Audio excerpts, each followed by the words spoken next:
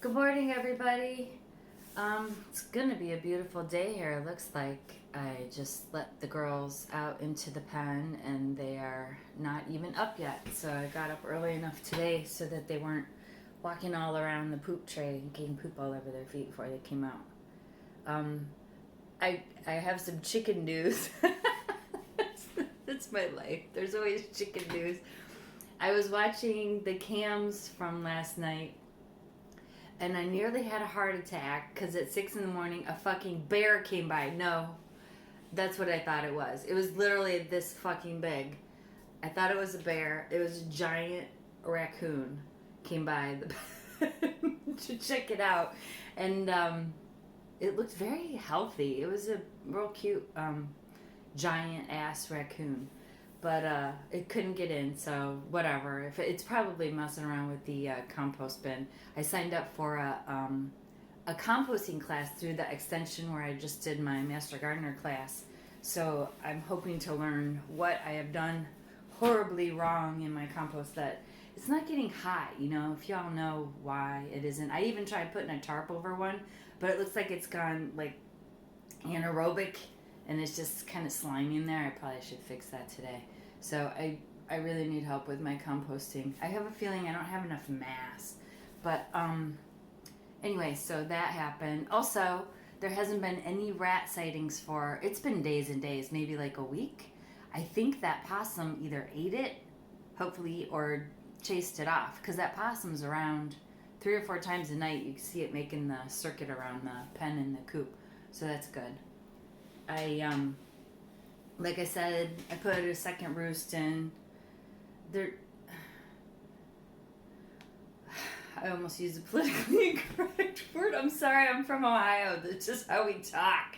The chickens are stupid, and I gotta figure out the roost. They use part of it, but mostly they just stand at the tops of the ladders and poop all over the ladders, which is super nice for me the next day when I gotta clean it up. I made the ladders so I could take them off, but there's 2 kinds of chicken poop. For those of you that don't have chickens, you may not be aware of this. If you do, you totally know. There's 2 kinds of chicken poop. There's a super nice kind, which is almost like a rabbit poop, and we'll call it fluffy. And if you leave it alone for a day, it'll just dry up and it easily sweep away. And that's the good fertilizer stuff as far as I know. That's awesome. That's what I'm in it for, that poop. Then there's this other kind of poop, and it's got a special name, coag. I'll put it in the description. I can't remember how to say it, but it's like, this is gross, so you might want to skip this part. It's like sticky brown, and it smells horrible. I think it's when they dump their little chute that holds the stone. I don't know. I'm talking on my ass now, but it's bad. And they only do it a couple times a day. But man, they step on that and they get it on their feet, and then they're walking all over, and everything's sticking to them. They got feathers and wood chips stuck to their feet.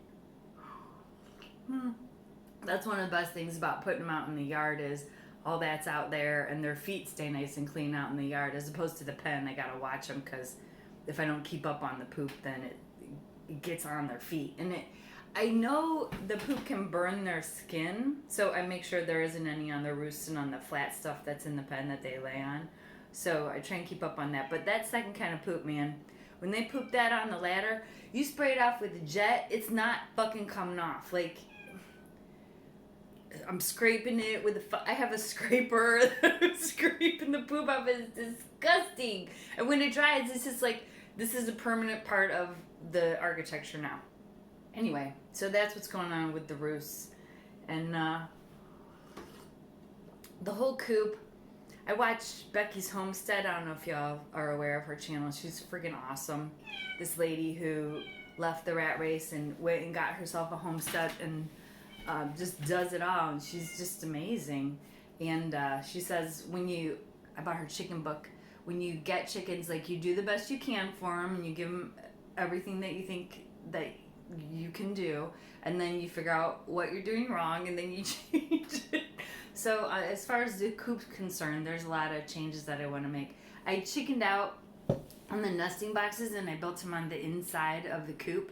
And I think in the winter, the girls are going to want more room to walk around, and I don't really want them pooping all over the lid of the nesting boxes. So I think I'm going to try and build them on the outside of the coop. Like you always see the cute little chicken houses with the nesting boxes sticking out the back. But I was afraid of doing a cantilever because whatever. So I might just put posts, and I think that'll work. So we'll see if I can get on that today. And as far as the roosts, I have a half of mine, I'm telling you, because they end up in the corners. I have a half of mine to build them like 5 corners where they can all have their own little space. But then I think in the winter, when it's cold, I might do just an infrared light facing away from them for this winter because they're babies. You know, they're only a few months old and they haven't molted yet. I guess they don't even molt their first year. So I don't want them to get cold their first year. I think after this year, they get fed well enough and may have enough protein where they'll be able to grow in their own feathers. But I heard that they like to, you know, cuddle up kind of on the roost in the winter. And so I didn't want to take away that choice for them. So I don't know. I got to figure it out.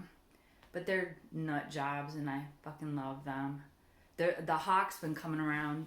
Yesterday afternoon, I saw it sitting in the pine tree behind the house watching. So that's bad. I hope they're not like stalking my babies. I'm thinking about running. There's all kinds of shit in our yard, as you know, like tents and fences and lines and things. But I'm thinking about running some more lines or even bird netting over parts of the yard that are open just to make sure they stay safe. Especially in the winter because right now they hang out in the, well, I guess in the winter they won't be out in the yard as much. I heard they like to hang out in the pen in the winter, so that might not be a problem. We'll see. There's always stuff to do with them. I made them. I found 2 beef hearts in one of my freezers downstairs, and I pulled them out. These beef hearts, they're this freaking big, and they're like in the shape. If you've ever seen one, they're in the shape of like a vase, and they're totally hollow inside, just like a big pump, right?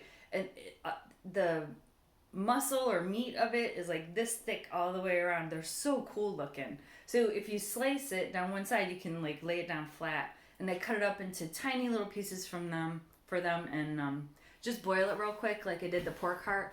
They love it. So I stuck some of that, I cooked it all up and stuck it in the freezer so they'll have treats for a while till I got to cook the other one. It's so easy.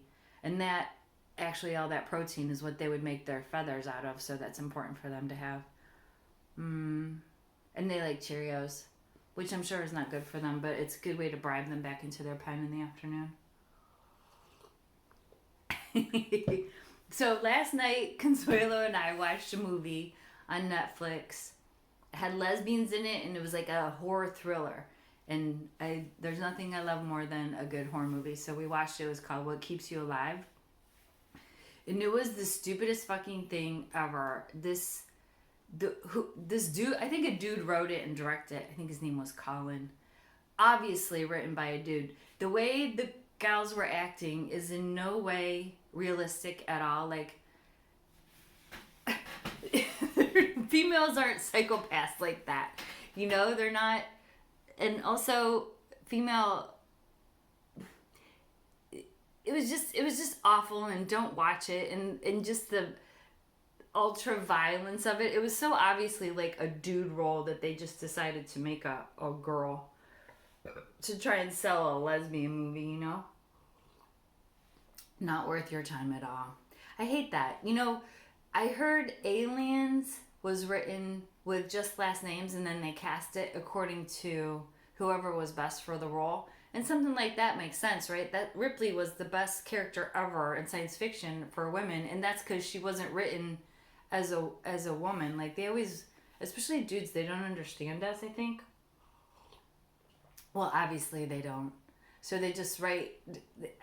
I listen to a lot of zombie audiobooks, and the women are all like simpering, whiny little, I don't know, grateful for the big strong man. It's hilarious how they see us. Like, or how they want us to be, and hope that we will be if we listen to enough of their stories. Sorry, boys, it's not gonna work. But it was a terrible movie, and don't watch it. What else is happening? Oh, on the good story front, in one of my science fiction anthologies from like the 70s or 80s, Ursula Le Guin wrote a story called "The Ones Who Walk Away from Omelas," and I looked it up online. I'll put it in the description. You can find it for free to read. It's just a short story, and I highly recommend it because I think, as everything Ursula did, it's so relevant to our lives today. And I don't want to give any spoilers, so I won't talk about it in this video, but I might in the next one. So be ready. It's a super short story, and it's fucking wonderful, and it's how I feel on the daily. Also, the book, she did this one too, yeah? Always Coming Home. I read that a couple years ago. I need to reread it. It's a future history that she wrote, and again, it's like she wrote us a manual for how to get through right now. And I've been suffering with like reality hopelessness. I mean, they say people that are depressed just have a really good reality filter, probably. So I need to reread that again because she talks about that after of what is kind of what's happening to us. Not exactly, but close enough. And that and knowing that we're not gonna make it through. I mean, my life and Consuela's, we might make it through. We're old, but for you youngs, I think it's gonna be harder. But I highly recommend that. That's Always Coming Home, and it's like a manual for sanity in the apocalypse. And I think we need more of that and less psycho lesbian killer stories where the girl, I'm just gonna spoil it because who cares, where the girl lets herself get thrown over the fucking cliff twice, visits the cliff 3 times where her wife threw her off, and let herself get thrown off a fucking cliff twice. What? No. Anyway, Ursula doesn't write bullshit like that. She writes really useful, beautiful. I mean, this book has like, it's like if you were to, she built a whole civilization. What do they call that? World building in sci-fi, right? You see like pictures of pottery shards and poem fragments and just everything that an actual society would have and will have, because it's a future history. Anyway, that's probably enough rambling. Oh my god, I did 13 minutes. I was trying to talk longer. We'll see if you all like it or not. That's Chicken Report and the book and horrible movie report for the day. Talk to you soon. Have a great day, everybody. Bye.